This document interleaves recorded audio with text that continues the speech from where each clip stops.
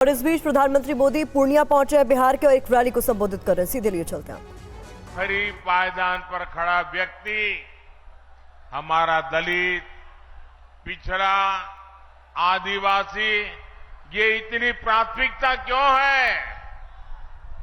ये समाज मोदी की प्राथमिकता इसलिए है क्योंकि यही समाज सबसे ज्यादा गरीबी से प्रभावित है और मोदी गरीबी से ही निकलकर आपके बीच आया है।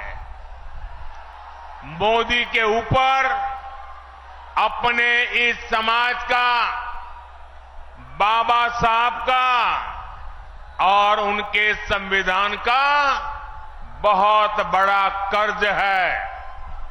इसलिए हमारी सरकार ने संविधान को एक श्रद्धा का स्थान मिले, संविधान को आस्था का स्थान मिले, संविधान के प्रति देश का प्रत्येक व्यक्ति समर्पित हो, संविधान की भावना को हर देशवासी तक पहुंचाने के लिए लगातार काम किया है।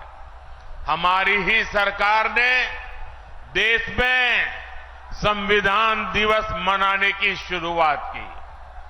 आज बाबा साहब के संविधान को सेलिब्रेट करने के लिए बच्चों के स्कूलों से लेकर सुप्रीम कोर्ट और संसद तक में कार्यक्रम किए जाते हैं और ये वर्ष तो बहुत विशेष है। इस साल संविधान के 75 वर्ष की शुरुआत हो रही है।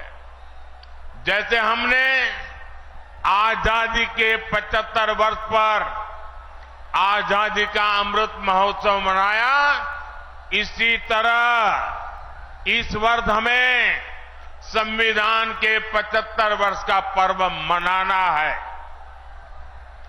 हमने तय किया है हम देश के कोने कोने में बाबा साहब के संविधान की भावना को लेकर जाएंगे। देश की युवा पीढ़ी को देश की गौरवशाली संविधान के निर्माण की प्रक्रिया, उसके अध्याय, उसका महत्व बताएंगे। लेकिन दूसरी तरफ वो लोग हैं जिन्होंने आपातकाल में संविधान को रद्द करने, संविधान को बंधक बनाने और संविधान को तोड़ने मरोड़ने का काम किया था। हमें याद रखना है, जो लोग सत्तावर सरकार को एक परिवार की मुट्ठी में रखना चाहते हैं, संविधान उनकी आंखों में हमेशा खटकता है। इसलिए अब ये लोग संवैधानिक व्यवस्था से हुए चुनाव के नतीजों को अस्वीकार करने की धमकी देने लगे हैं। लेकिन इनके मंसूबे कामयाब न हो। संविधान दलित, पिछड़ा, आदिवासी की ताकत बना रहे, इसके लिए हमें एकजुट होकर साथ खड़े रहना है। साथियों, अगले 5 वर्षों के कामकाज के लिए बीजेपी ने अपना संकल्प पत्र जारी किया है। इस संकल्प पत्र में मोदी ने गारंटी दी है